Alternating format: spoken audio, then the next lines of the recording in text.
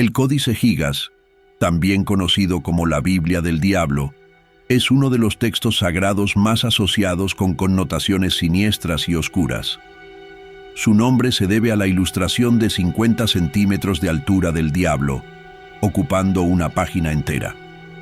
Curiosamente, el diablo de lengua bífida está situado frente a la descripción del reino de los cielos, sugiriendo que el artista tenía interés en la dicotomía entre el bien y el mal.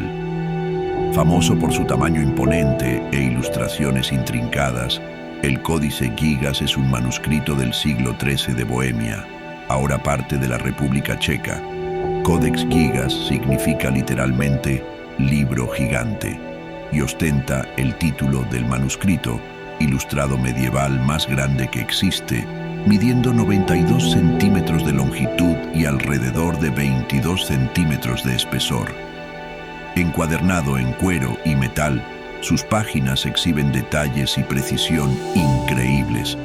Además de la Biblia completa en latín, el manuscrito contiene diversos textos históricos y religiosos y, de manera inquietante, instrucciones para rituales de exorcismo y fórmulas mágicas. Se dice que el códice fue creado con la intención de almacenar todo el conocimiento del mundo en un solo libro, y algunos de sus contenidos intrigan a los historiadores hasta el día de hoy, mientras que su consistencia y uniformidad sugieren el trabajo de un solo escriba. Los historiadores creen que probablemente fue creado a lo largo de un período muy extenso. Reproducir los textos solo, sin las ilustraciones intrincadas, llevaría más de 25 años de escritura continua si fuera hecho por un solo hombre, como sugiere la firma. Más fascinante que el tamaño del libro es la leyenda oscura que rodea a su creador. Se cuenta que el escriba era un monje que rompió sus votos y por lo tanto fue condenado a ser emparedado mientras aún estaba vivo, una pena conocida como emparedamiento. Temiendo su castigo, el monje prometió crear un texto que encapsularía todo el conocimiento humano en el espacio de una sola noche.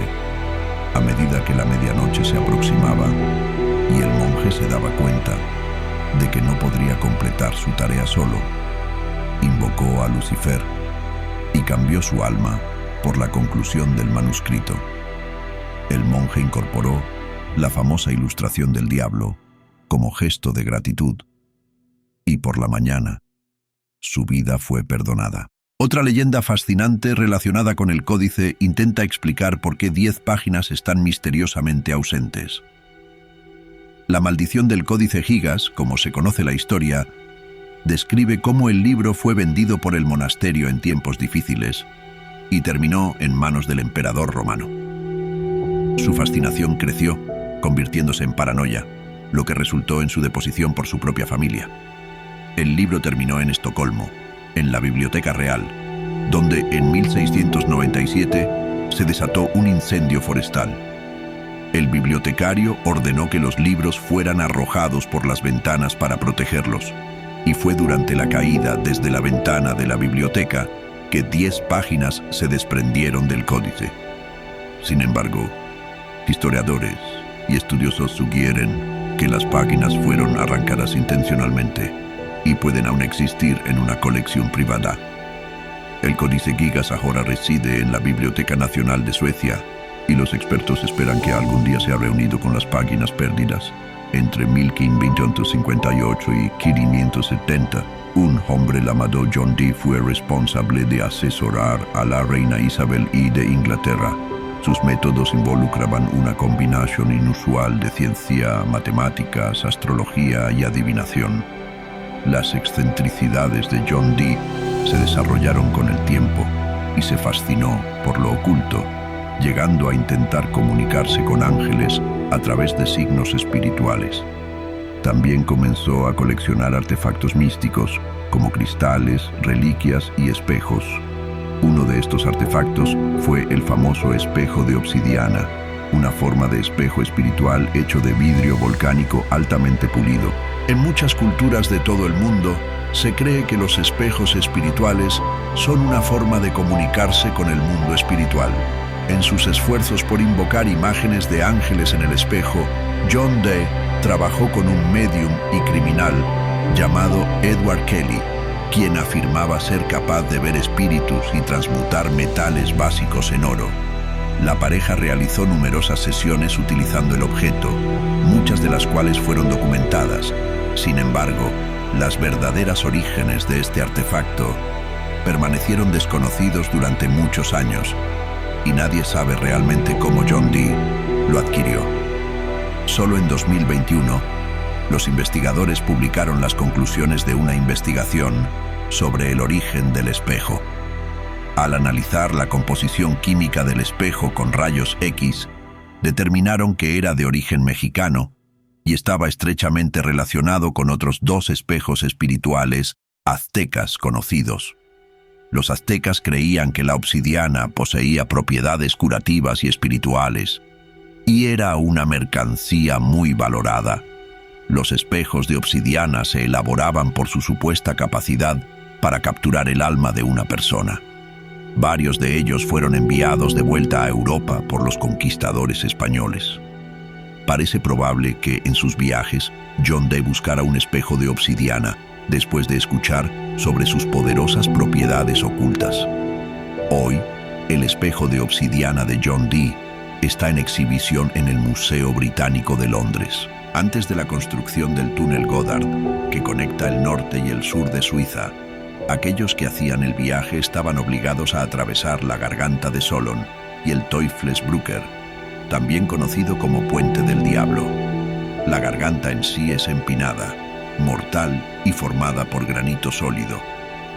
El cruce requería pasar por un puente impresionante, con un legado histórico asombroso. En el siglo XII, existía un camino que hacía la garganta accesible, pero precario. Dependía de una serie de escalones tallados en las caras rocosas, haciendo posibles subidas y bajadas empinadas. Se construyó un puente de madera a 100 pies sobre el rápido río para hacer la garganta accesible a los caballos alrededor del año 1230, y otro se construyó a principios de 1300, que descansaba sobre vigas a través de la garganta ancha. Esencial para el comercio de queso y el acceso a la política italiana, el puente fue reconstruido muchas veces. La construcción del puente original fue atribuida en varias ocasiones a los Balser, un pueblo que vivía en las montañas, a un herrero del pueblo cercano y más famosamente al diablo. Según la leyenda, los habitantes de Uri, en un intento desesperado por completar el puente, llamaron al diablo para obtener ayuda. A cambio de sus oscuros servicios, el diablo exigió el alma de la primera persona que se atreviera a cruzar el puente terminado.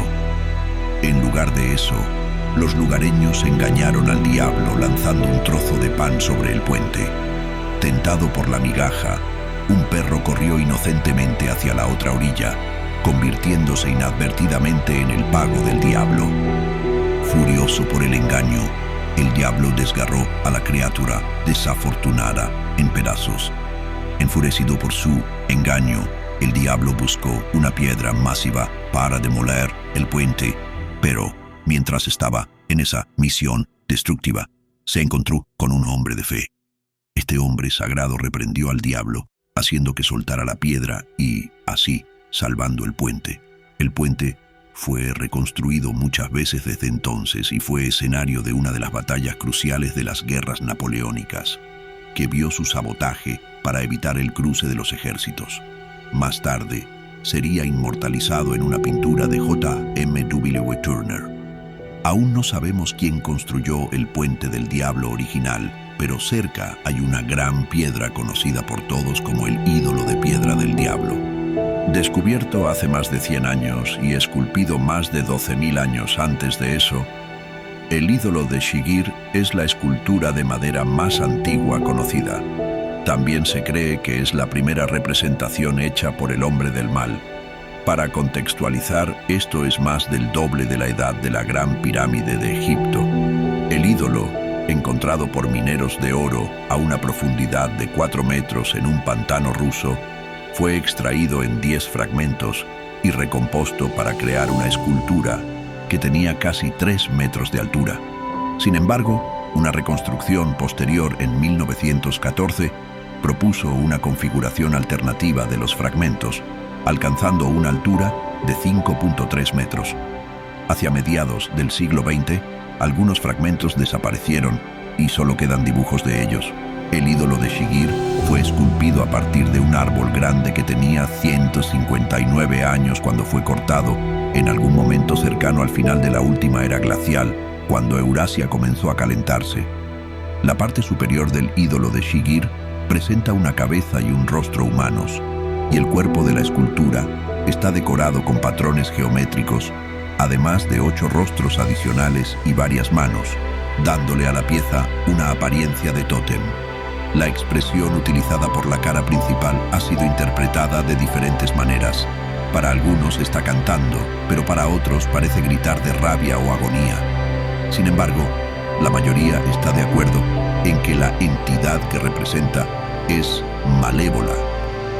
Algunos historiadores han propuesto que el ídolo contiene una narrativa oculta que cuenta la historia de la creación que creía su tallador.